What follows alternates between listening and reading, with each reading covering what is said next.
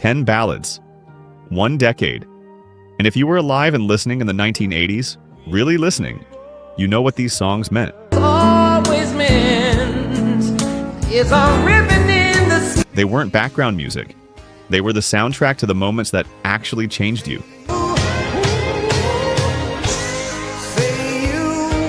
First loves, last dances, late nights when you needed someone to put into words exactly what you were feeling and had no idea how to say it yourself. These 10 ballads did that, and they did it better than almost anything before or since. Let's count them down.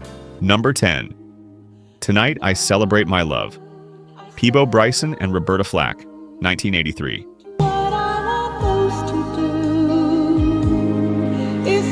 Number 10. And before I even say the name of this song, there's something worth knowing about the woman who sang it.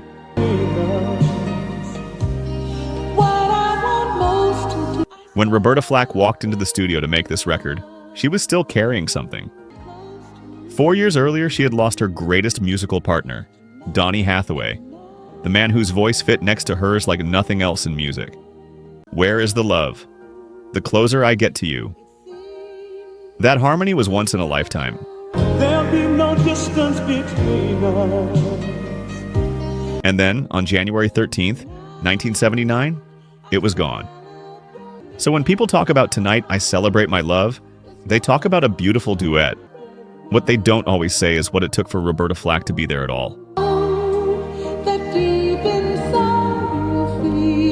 Written by Michael Masser and Jerry Goffin, the song reached number 5 on the R&B chart in 1983 and number 2 in the United Kingdom, where it spent 14 weeks on the chart. It became Peabo Bryson's first real pop crossover. The moment the world outside of Quiet Storm Radio started paying attention to a voice those of us who grew up on this music already knew well. And Bryson had been building quietly for years. R&B staple, reliable, overlooked by the mainstream until this record changed that entirely.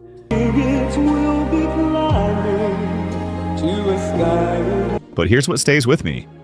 This song isn't flashy. There's no dramatic build-up, no bridge reaching for the ceiling. It's just two voices, completely present, completely in sync, and the kind of musical trust that only comes when two people have lived something and aren't pretending otherwise.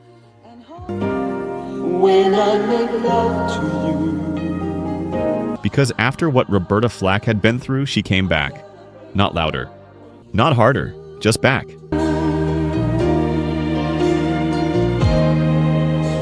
And if you've ever watched someone you love find their footing again after a loss that seemed unsurvivable, you know exactly what this song sounds like.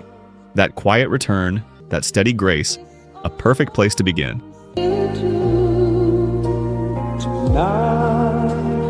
Number 9, Ribbon in the Sky. Stevie Wonder, 1982. But what is... Number 9, and I'll be straight with you, this one doesn't get talked about the way it deserves. When Stevie Wonder released Ribbon in the Sky in 1982, it peaked at number 10 on the R&B chart. It barely cracked the top 50 on the pop chart. It wasn't the song every radio station was chasing, but walk into any black wedding reception in America for the next 30 years and you would hear it. You might still hear it today. May I once again.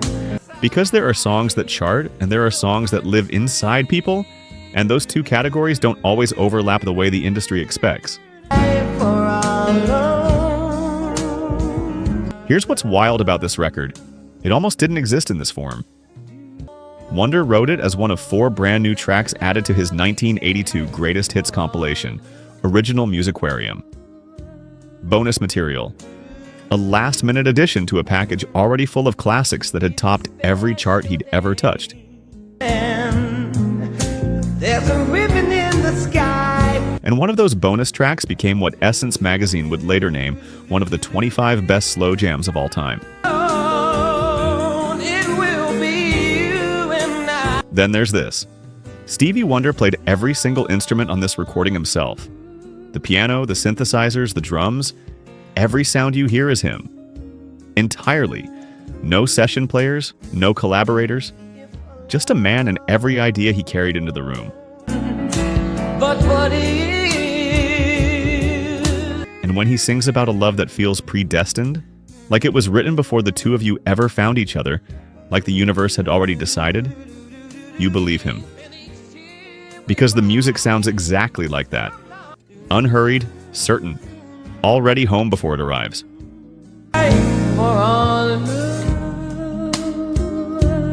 Here's the moment that tells you everything about this song. In February 2012, at Whitney Houston's funeral, Stevie Wonder stood up in front of the world and sang "Ribbon in the Sky." Not one of his bigger hits, not Superstition or Sir Duke. This one. Because some songs are built for the moments that matter most. Let's look at the numbers. Only 9% of you are actually subscribed. Honestly, that's tough to see. Our team spends days hunting down archives and verifying every single fact just to tell these stories right. If you've made it this far into the video, you're clearly part of the community, so please hit subscribe. It costs nothing and helps us immensely.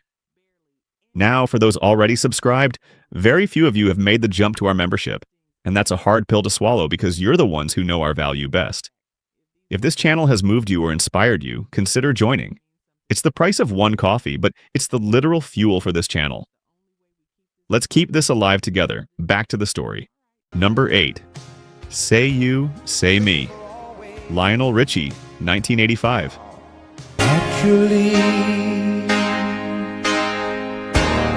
Number 8. And this one has a behind-the-scenes story that changes how you hear it completely. When Lionel Richie wrote Say You, Say Me, he wrote it specifically for a 1985 film, White Nights, starring Mikhail Baryshnikov and Gregory Hines.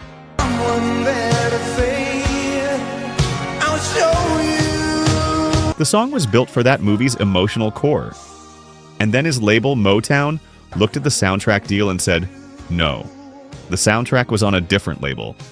So Motown pulled the song entirely, withheld it from the film it was created for, said this belongs to us and we'll release it our way. I had a dream. I had an awesome dream. The song that would go on to reach number 1 on the Billboard Hot 100, top the R&B chart, win the Academy Award for Best Original Song, and win the Golden Globe. Say you, say me. That song was essentially kept off the movie it was born to accompany. Motown saved it for his 1986 album Dancing on the Ceiling, and it became the number 1 song of 1985. Not just on one chart, it simultaneously topped 3 Billboard charts at once. Here's what makes that worth sitting with. In 1985, you had Prince at his absolute creative peak. You had Michael Jackson. You had Madonna at the height of her commercial power. Well, the whole world got to dance, and that's right, I'm telling you. And the song that climbed above all of them, the number 1 song of the entire year, that was a quiet piano ballad. No pyrotechnics, no spectacle, just a man sitting at a piano asking the simplest question 2 people can ask each other. Say me. Say it for always. And here's the thing about that kind of restraint. It's harder than it looks. Because when you strip everything away and there's nowhere to hide, the only thing left is whether or not you mean what you're saying. Lionel Richie meant it. As we go down life's lonesome highway. If you've ever been in a moment with another person where you finally said what you actually felt, and they said it back, this song is what that sounds like. Not showy, not performed, just honest. Say it together. Truly. Number 7. Saving All My Love for You. Whitney Houston, 1985. Though I try to resist being left. Number 7. And here's something that might permanently change the way you hear this song. When Whitney Houston was being prepared to record Saving All My Love for You, her own mother didn't want her to do it.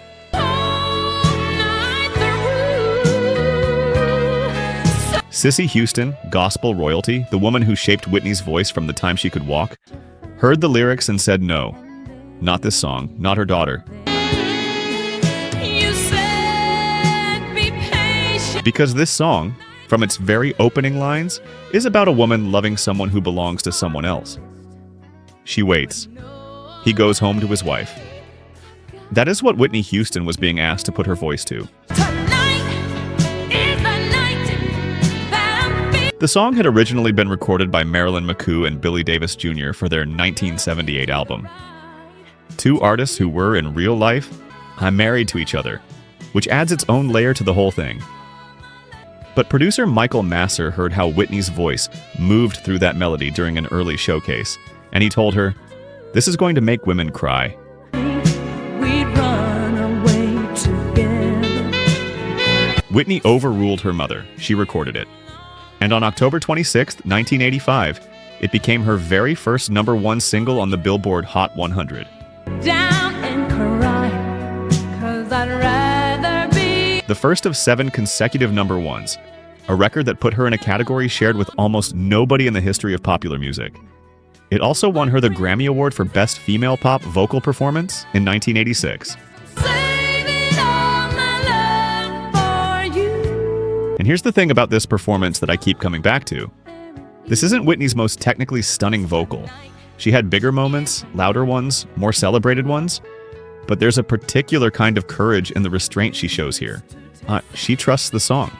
She trusts you to understand what she's not saying out loud. That old feeling when you walk through that door. If you've ever loved someone you couldn't fully have, not because you were weak, but because the situation was exactly that complicated, you heard yourself in every word of this record. And so did millions of other people who never talked about it to anyone. But each time I try, I just. Number 6, Missing You, Diana Ross, 1984. Tell me why the road turns. This is not just a ballad. This is a letter written to someone who can no longer read it.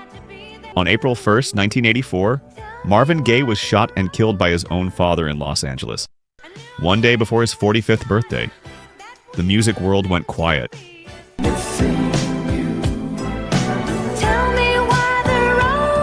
And then slowly people started trying to find words for what had happened, for what had been lost, for the specific weight of losing someone who felt permanent, whose genius you'd taken for granted because he was always just there, part of the fabric of everything. Ooh, I'm missing you. Lionel Richie sat down with Diana Ross. They talked about Marvin, about what he meant to them, about what it felt like when someone that central to your entire musical world suddenly wasn't, about the things you wish you'd said when you still could. Tell me why the road turns. Richie told her he'd been thinking about how we never say what we mean to the people who matter until it's too late. And that conversation became Missing You.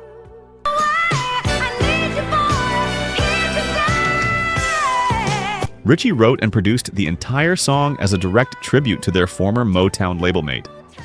He played keyboards on the session himself.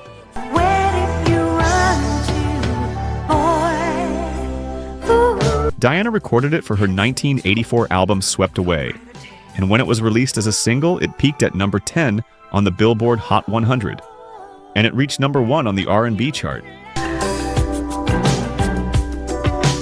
There was so much of your dream. The last time in her career Diana Ross would ever top that chart.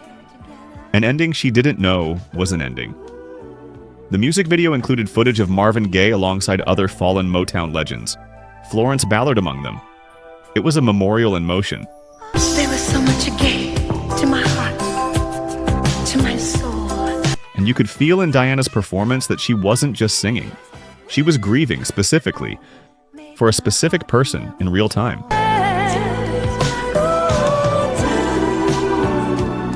And whether that's the most heartbreaking thing about this song or the most beautiful thing, I'll let you decide. Number 5 is next, and it may be the most legendary vocal moment on this entire list.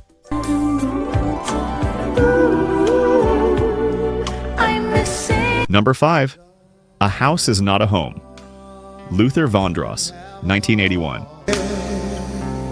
It's still a chance. I need you to sit with this one for a full moment before we move on. Luther Vandross did not write A House Is Not a Home. He didn't compose it.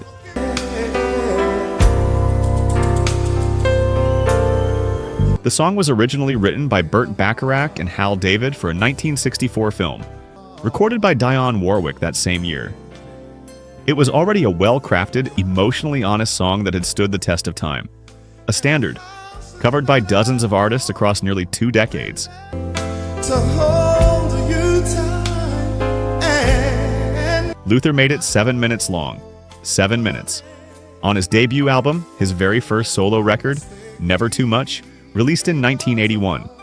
Before anyone outside of black radio and the musicians who'd hired him as a background vocalist really knew his name. when the two of us The song peaked at number 6 on the R&B chart. And here's the detail that stopped me cold when I found it. Burt Bacharach, the man who wrote it, later said that Luther Vandross's version was the best recording of that song he had ever heard. Of every artist, in 60-plus years of people covering his work, the best. now and then. But here's what's underneath that. Luther Vandross spent the better part of a decade invisible, singing behind Diana Ross, David Bowie, Donna Summer, Barbra Streisand, Bette Midler, Roberta Flack.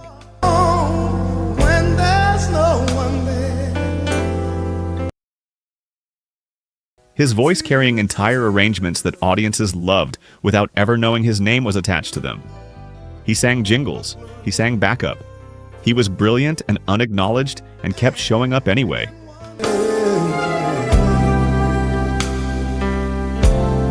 And when he finally got his own record, this is what he chose to say first. Not a flex, not a statement. Just the most human feeling he knew. What it feels like when a physical space is missing the person who made it mean something. When you're standing in a room that should feel like home and it just doesn't.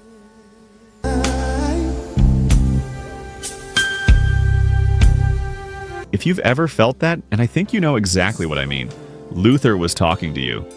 And the song's been covered by everyone from Boyz II Men to Kanye West's Sampling in 2004, which introduced an entirely new generation. Some songs are just built to outlast everything.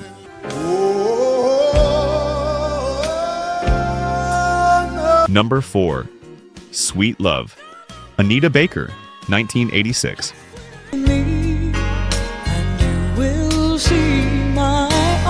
This one is about a woman who had to fight just for the right to make this record at all. Anita Baker was born in Toledo, Ohio. Her mother abandoned her when she was 2 years old. She was raised by foster parents in Detroit, Michigan. And when Anita was 12, her foster parents both died.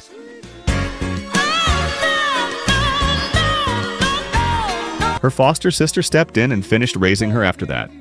So whenever you hear that voice, the way it carries everything without flinching, the way it sounds like someone who has already survived the thing they're singing about, you now know something about where that comes from.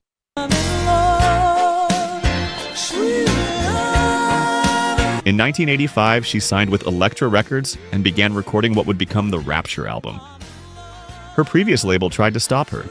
They sued Anita and Elektra both, arguing she was still under contract. The legal battle held the album up completely. It sat on a shelf while lawyers argued over who owned her future. And then on March 19, 1986, the court ruled in Baker's favor. Elektra released Rapture the very next day.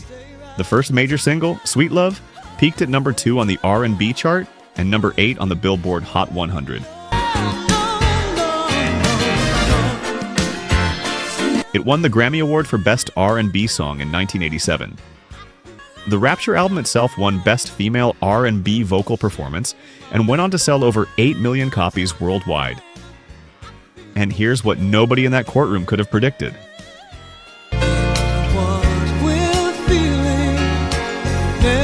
Anita Baker didn't just survive the lawsuit. She made one of the defining albums of the entire decade. She set the template for Quiet Storm R&B in a way that artists are still drawing from today.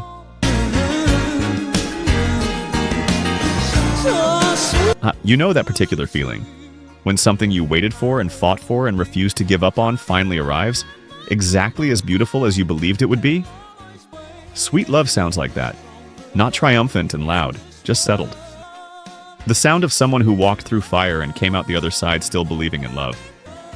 That, at number 4, is what this song is. Number 3, Greatest Love of All, Whitney Houston, 1986.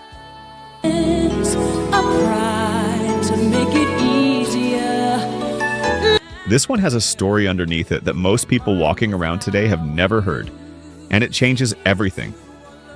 The Greatest Love of All was not written for Whitney Houston. It wasn't written in the 1980s at all. Composer Michael Masser and lyricist Linda Creed wrote it in 1976 for a 1977 Muhammad Ali biopic simply titled The Greatest.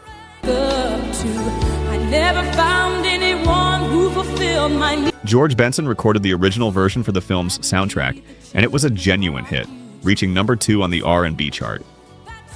Then the song went quiet. Almost 9 years passed.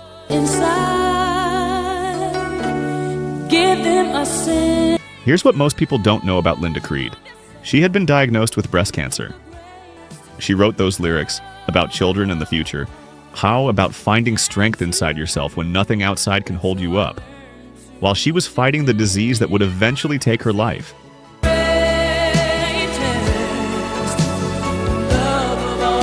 She wasn't writing a pop song. She was writing down what she needed to believe in order to keep going. That's what those words actually are.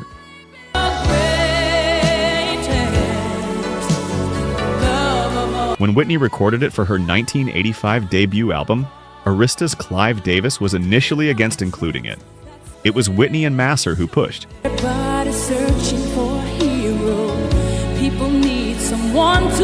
And when it finally came out as a single in March 1986, it reached number 1 on the Billboard Hot 100 for 3 consecutive weeks, making Whitney the first female artist ever to score 3 number 1s from the same debut album.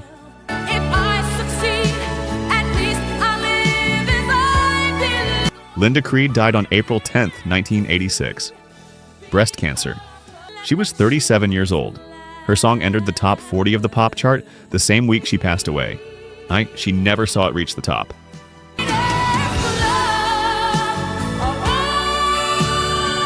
And there's one more thing. The same song that ended Linda Creed's story was the song that started Whitney's.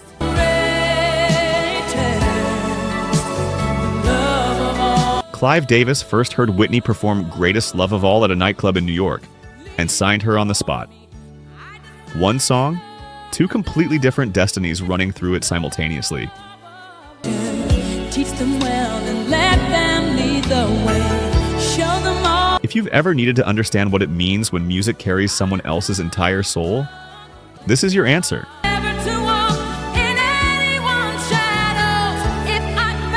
Number 2. I Just Called to Say I Love You. Stevie Wonder, 1984. No first of spring. I already know what some of you are thinking. Really? That one? Stay with me on this. There's a difference between simple and easy, and Stevie Wonder knew exactly which one he was making. In fact, here's just another autumn. I Just Called to Say I Love You was written for the 1984 romantic comedy The Woman in Red. And the minute it came out, the critics had opinions. Too commercial, they said. Too far removed from the complex genius of inner visions and songs in the key of life. Not the Stevie Wonder we expect. Fair enough. As criticism goes, it has some logic behind it. To say I love you. But here's what they missed. The song hit number 1 on the Billboard Hot 100 for 3 consecutive weeks. It topped the charts in 15 countries. But what it is. It became the highest charting single of Stevie Wonder's entire career, above Superstition, above Sir Duke, above every masterpiece from the most celebrated decade any R&B artist had ever had.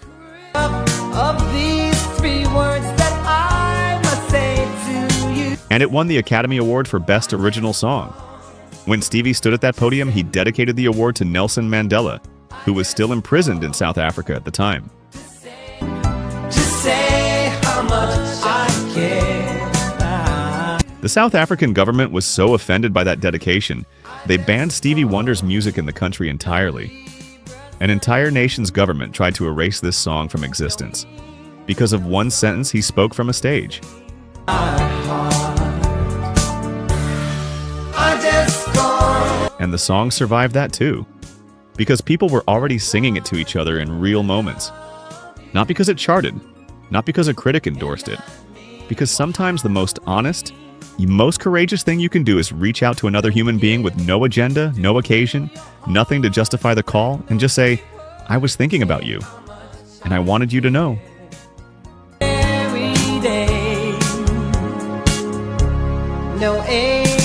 Some of y'all just got quiet. I noticed. And if this song was connected to a specific person in your life, you already know where this is going, and you don't need me to explain it further. That's not simple, that's everything.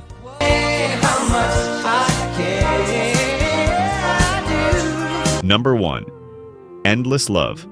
Diana Ross and Lionel Richie, 1981. Number 1. And everything else on this list was building toward this.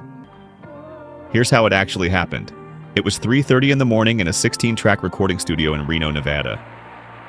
Lionel Richie had driven in from Los Angeles. Diana Ross had come straight from a concert in nearby Lake Tahoe. Neither of them had slept.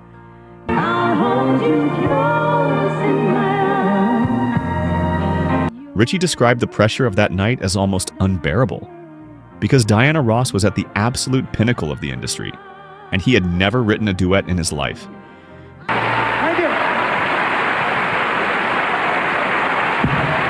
For her part, Diana admitted in her autobiography that their working relationship was difficult. She was a perfectionist. He was not always on time.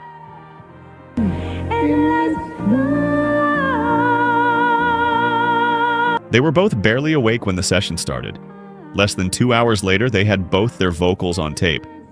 The song hit number 1 on the Billboard Hot 100 on August 15, 1981. And it stayed there for 9 weeks. 9. For 3 of those weeks, it simultaneously topped the Hot 100, the R&B chart, and the Adult Contemporary chart. All 3 at once.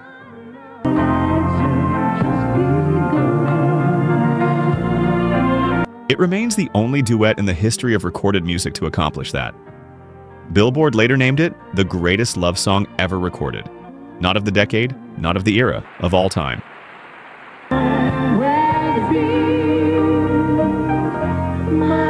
But here's the detail that I find most remarkable about this record. For Diana Ross, it was her last Motown single.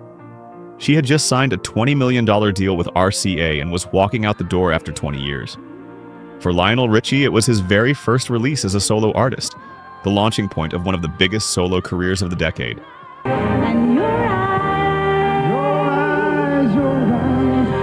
Two artists at completely opposite ends of a career trajectory. A one stepping out, one stepping in.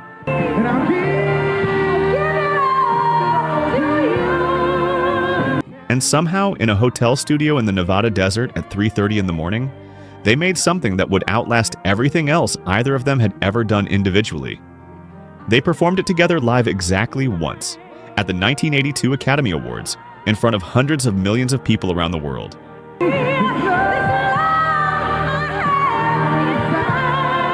And after that night, they went back to their separate paths. One night, 2 hours. The greatest love song ever made. That is what number 1 looks like. 1.